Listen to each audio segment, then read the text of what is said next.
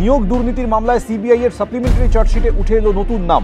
সূত্রের দাবি, কেন্দ্রীয় এজেন্সি সিবিআই তাদের সাপ্লিমেন্টারি চার্জশিটে অরুণ হাজরা ওরফে চিনু হাজরাকে সরাসরি অভিযুক্ত বলে উল্লেখ করেছে। কিন্তু এই অরুণ হাজরা ওরফে চিনু হাজরা কে? ক্যান্সারে নেই আর ভয়, NCRI হবে এর জয়। আপনাদের ভরসা নেতাজি সুভাষচন্দ্র বোস ক্যান্সার হসপিটাল। তো পুরনো কংগ্রেস করতেন, পরবর্তীকালে একটা সময় তৃণমূলে খানিকটা ছিলেন।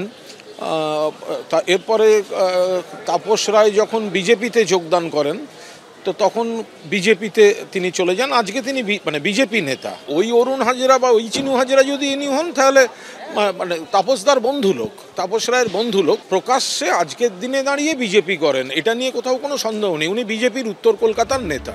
তবে তৃণমূল ছেড়ে বিজেপিতে যাওয়া তাপস রায়ের দাবি, তিনি এ বিষয়ে কিছু জানেন না। এ প্রসঙ্গে তার মুখে উঠে এসেছে তার বাড়িতে ইডি অভিযানের কথাও। আপনার ঘনিষ্ঠ অরুণ কুমার হাজরা প্রাথমিকের নিয়োগ দুর্নীতি মামলায় সিবিআই এর সাপ্লিমেন্টারি চার্জশিটে তার নাম আছে। তিনি আপনার সঙ্গে বিজেপিতে জয়েন করেছেন, এটা নিয়ে আপনার প্রতিক্রিয়া? এসব বিষয়ে সত্যি কিছু জানি না। সুতরাং আমি এই বিষয়ে কি বলবো, কি করে? আমার বাড়িতেই ইডি এসেছিল, আমি আজ পর্যন্ত জানতে পারলাম না কেন এলো।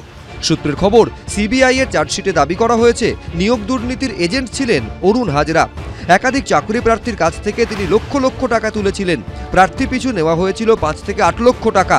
চাকরি প্রার্থীদের তালিকা তৈরি করে কালীঘাটের কাকুর কাছেও পাঠিয়েছিলেন এই অরুণ হাজরা। কালীঘাটে কাকুকে চিনি, সুজয় ভদ্র, ওর সঙ্গে আমার 40 বছরের সম্পর্ক, আজকের দিনের না।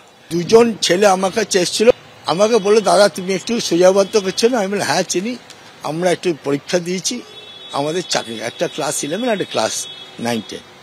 তা আমি সেই রেকমেন্ডেশনটা আমি ওকে করি, পরবর্তীকালে তাদের চাকরি হয়।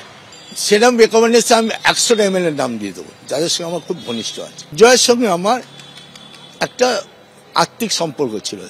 If there is a transaction, ওরা বলবে এই ট্রানজাকশন আছে, ওই ট্রানজাকশন আছে, সেই ট্রানজাকশন আছে, ওরা বলছে।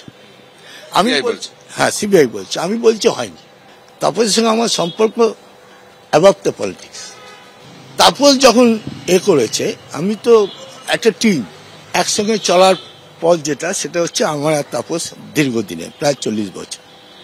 তাপস বিজেপিতে গেছে, এখনো পর্যন্ত বিজেপির আমি কোনো পদ নিইনি। বিজেপিও বলতে পারবে না চিনু হাজরা কোনো পদ চেয়েছে বা পদ নিয়েছে। কবে জয়েন করলেন বিজেপি? যখন তাপসের নির্বাচন থেকেই আমরা অ্যাকচুয়ালি বিজেপি মেম্বার হয়েছে, সেই দিনই, কদিন আগে।